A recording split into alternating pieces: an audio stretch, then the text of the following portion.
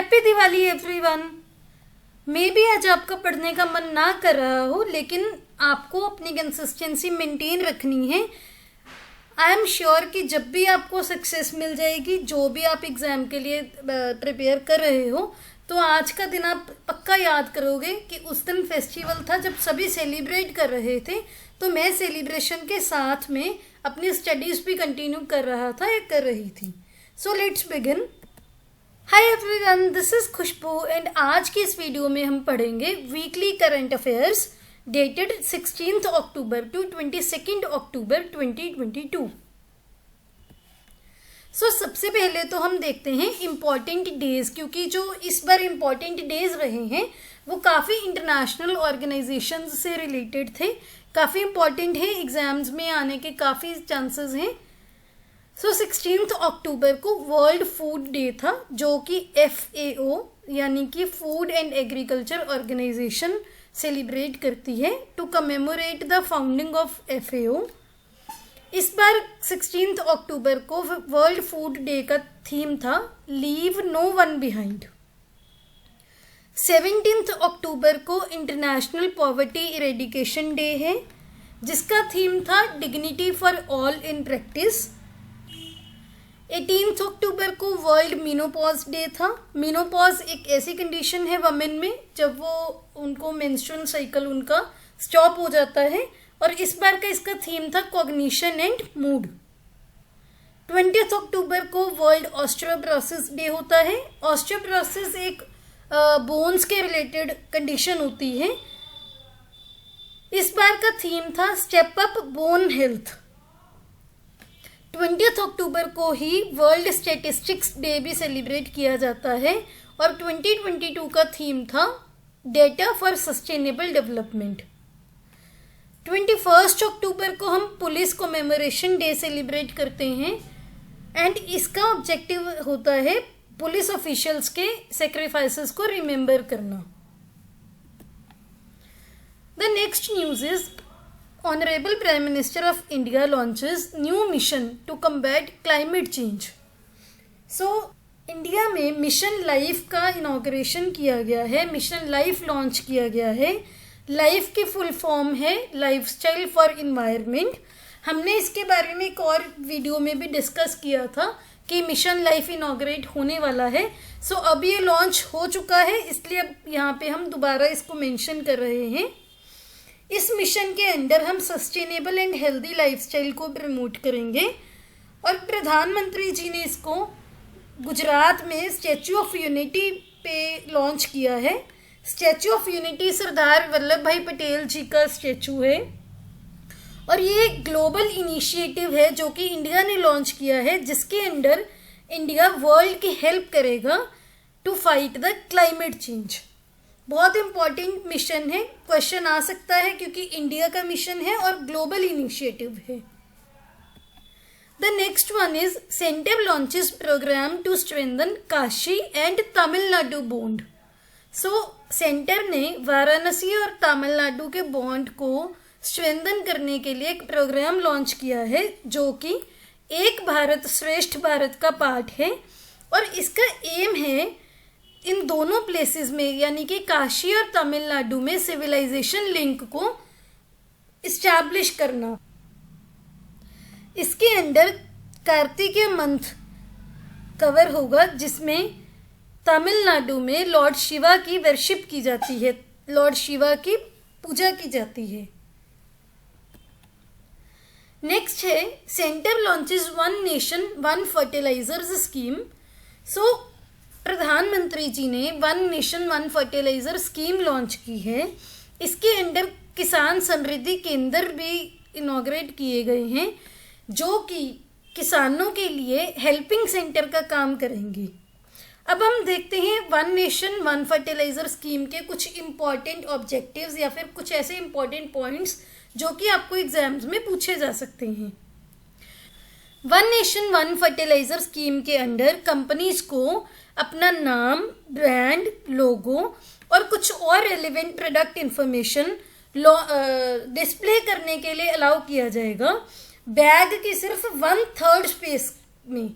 सो ये काफ़ी important point है, पूछ लिया जाता है कि कितनी स्पेस में उनको ये सब चीज़ें डिस्प्ले करनी है। 1/3 स्पेस में उनको ये चीज़ें डिस्प्ले करनी है। जो बाकी की 2/3 स्पेस रहेगी वहाँ पे भारत ब्रांड और प्रधानमंत्री भारतीय जन उर्वरक परियोजना लोगो भी शो किया जाएगा।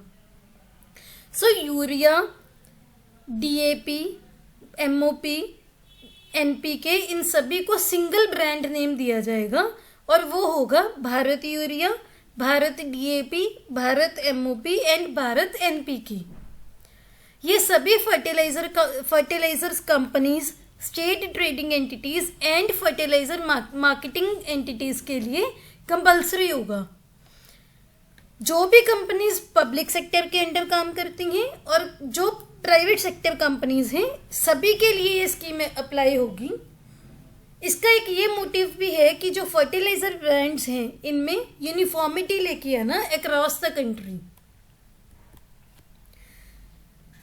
तमिलनाडु ने वल्चर्स को सेव करने के लिए एक मिशन लॉन्च किया है। सो आपको पता होना चाहिए कि जो वल्चर्स हैं वो क्रिटिकली इंडेंजर्ड स्पीशीज की कैटेगरी में आते हैं।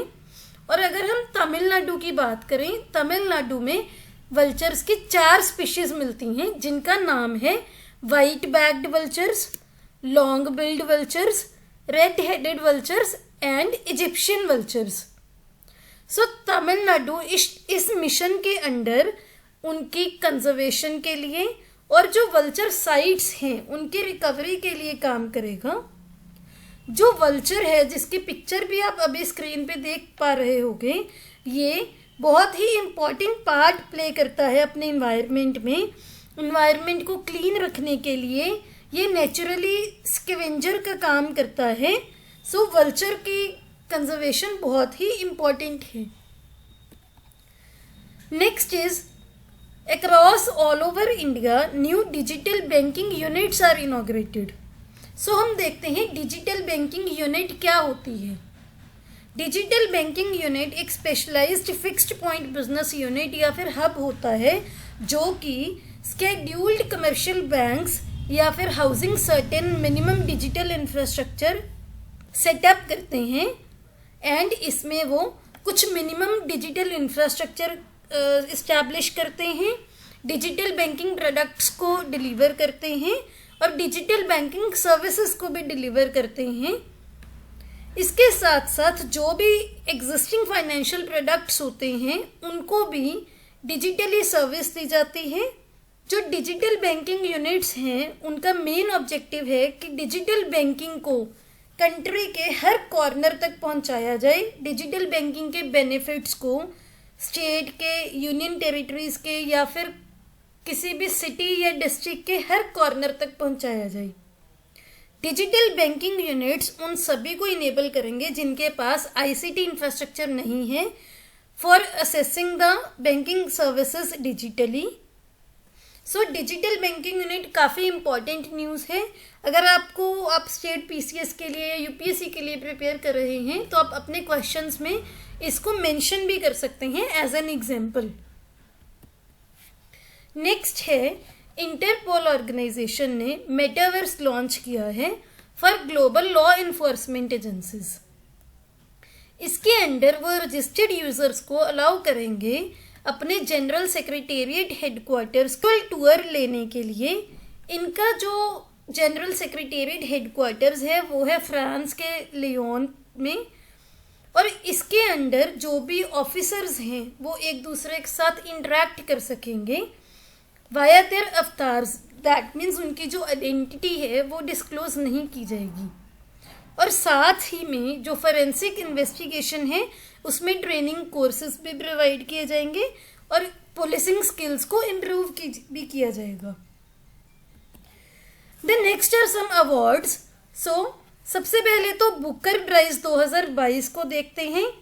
ये मिला है श्रीलंका के शिहान करुनातिलाका को। ये उनको अपनी सेकेंड नॉवल जिसका नाम है the 7 moons of Mali Almeida उसके लिए मिला है। काफ़ी इम्पॉर्टेंट है क्योंकि बुकर प्राइज एनुअली दिया जाता है। नेक्स्ट है प्रधानमंत्री आवास योजना अर्बन अवार्ड्स। ये अवार्ड्स में उत्तर प्रदेश ने फर्स्ट पोजीशन ली है, सेकंड पोजीशन पे है मध्य प्रदेश और थर्ड पोजीशन पे है तमिलनाडु। नेक्स्ट अगर हम बात करें हुरून इंडिया फिलेंथ्रोपी लिस्ट की, शिव नडार जी को फर्स्ट पोजीशन पे रखा गया है in the most generous list and Azim Premji जो कि विप्रो के फाउंडर हैं, ये सेकंड पोजीशन पे हैं।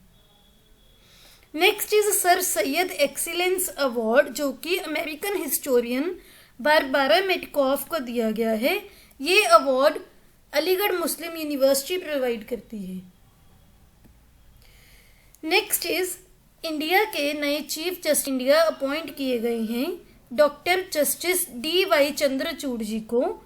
सो चीफ जस्टिस ऑफ इंडिया को honourable president of India appoint करते हैं। ये इंपॉर्टेंट पॉइंट है, कई बार पूछ लिया जाता है कि चीफ जस्टिस ऑफ इंडिया को कौन अपॉइंट करता है। Next are some sports news. So Andhra Pradesh की ज्योति यराजी ने हिस्ट्री क्रिएट की है एंड वो फर्स्ट वमेन बनी है जिन्होंने 100 मीटर हर्डल्स रेस में रिकॉर्ड सेट किया है at the national open athletics championship जो कि बेंगलुरु में हुए थे। Next is Khelo India youth games का 5th edition Madhya Pradesh host करेगा। Next are some miscellaneous news.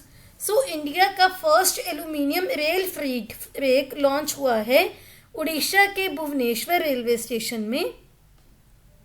Next is very important news, competition commission of India ने गूगल पे 1337 करोड़ का फाइन या पेनल्टी इम्पोज की है for abusing its dominant position in multiple markets. FIFA women's world cup जो कि Australia और New Zealand में होने वाला है नेक्स्ट ईयर, उसका मैस्कॉट लॉन्च किया गया है। उसका नाम है ताजुनी जो कि स्मॉल पेंगुइन के नाम पे रखा गया है। ब्रिटिश के प्राइम मिनिस्टर लीज ट्रूस ने रिजाइन कर दिया है और ये 3 महीनों में 3rd प्राइम मिनिस्टर ब्रिटिश में अपॉइंट किए जाएंगे। Scholar Acharya ji passed away. He was also a noted linguist. If you like this video, please hit the like button and subscribe to my channel. See you in the next video. Again, I wish you a very happy and prosperous Diwali. Thank you so much.